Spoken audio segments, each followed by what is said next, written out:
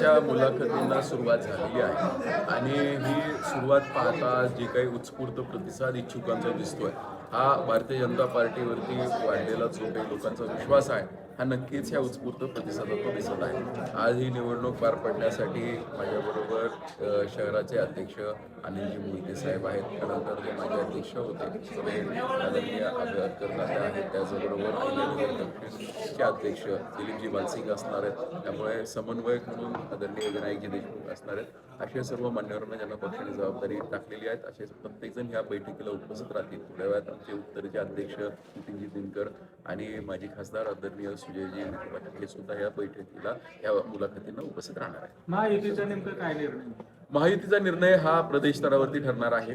जो काही प्रदेशचा निर्णय होईल त्या दृष्टिकोनातूनच अंतिम निर्णय आम्ही पकडून काम करणार आहोत.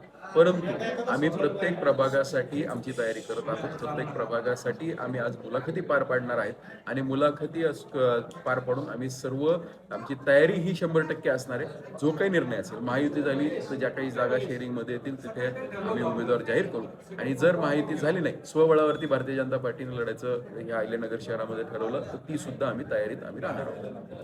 पालिका निवडणुकीत मगाशी उल्लेख केला तुम्ही, पालिका निवडणुकीत काही प्रयोग केले, काही सर्वे झाले, काही स्थानिक पातळीवर निर्णय घेतले गेले, त्याच्यावर या पालिका निवडणुकीचं युती करायची की नाही म्हणजे आता बरेचसे निर्णय उद्याच्या 21 तारखेच्या निकालावरती अवलंबून राहतील. जे काही पालिका निवडणुका पार पडल्या याचे निकाल हे उद्याच्या 21 तारखेला झाल्यानंतर, कारण काही प्रयोग हे भारतीय जनता पार्टीकडनं 100% झाले होते, ज्याच्यामध्ये काही मतदारसंघ असे होते ज्या ठिकाणी 100% उमेदवार हे सर्वेवरती ठरले गेले होते.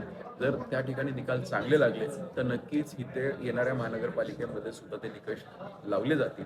त्याचबरोबर भारतीय जनता पार्टी हा सूक्ष्म पद्धतीने काम करणारा पक्ष आहे. आम्ही कायम इलेक्शन मोडमध्ये असतो. त्यामुळे गेल्या वर्षभरापासून आमच्या जरी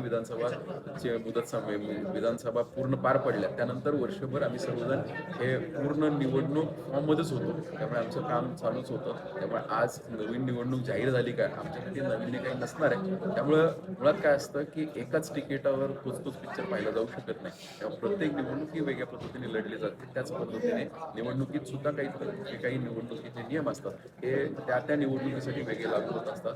त्यामुळे उद्याच्या 21 तारखेच्या निकालावरती काही अनालिसिस होईल आणि ते झाल्यानंतर पुढच्या महानगरपालिकेसाठी कोणत्या निकष लावायची, कोणती पद्धत त्या ठिकाणी अंमलबजावणी करायची याचे निर्णय हे प्रदेश स्तरावर ठरले जातात. पक्षनिष्ठा काय प्रथम शेवटी भारतीय जनता पार्टी हा पक्षनिष्ठेवरतीच काम करणारा पक्ष आहे. पण हे सगळं होत असताना इलेक्ट्रॉल मेरिटही महत्वाचं असतं.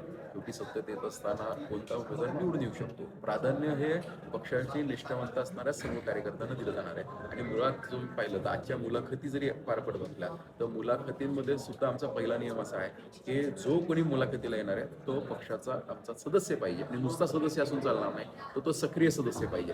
जो भारतीय जनता पार्टीचा मुळात सक्रिय सदस्य आहे त्याच्यावरती निष्ठेचा विषय काही येत नाही. मतदार यादीसंदर्भात गोंधळ आहे. आपल्या मतदारसंघातले नावं या महानगरपालिकेचे मुळात मुद्दा असा आहे की विरोधकांकडे कोणताही मुद्दा नाही.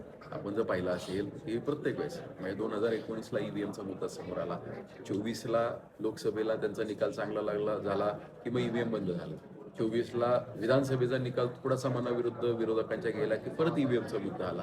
आता ईव्हीएम वरती लोकांचा विश्वास नाही राहिलेला, ईव्हीएमच्या मुद्द्यावरती जे काही खोटं ते सांगतो त्याच्यावर. पण नवीन काहीतरी पाहिजे, जसं मग म्हटलं नवीन मुद्दा प्रत्येक वेळेस लागतो, तसा हा दुबारा मतदारांचा विषय आला. पण तसं पाहायला गेलं आपण मतदार यादीमध्ये नाव टाकणं सोपं आहे, डिलिशन ही खूप डिफिकल्ट क्लिष्ट प्रक्रिया आहे. म्हणजे आपणही मी जरी अर्ज दिला की माझं ह्या मतदार यादीमध्ये नाव नको आणि आता मी मतदारसंघ राहिलं दुसरीकडे गेलं इथलं नाव डिलीट करा, तर त्याच्यासाठी सुद्धा प्रांत स्तरावरती कलेक्टर स्तरावरती काही सुनावण्या घ्याव्या लागतात आणि मगच मतदार यादीतलं नाव कट होतं. त्यामुळे दुबार मतदार हा प्रश्न आपल्या महाराष्ट्रात नाही, हा देशभर प्रश्न आहे.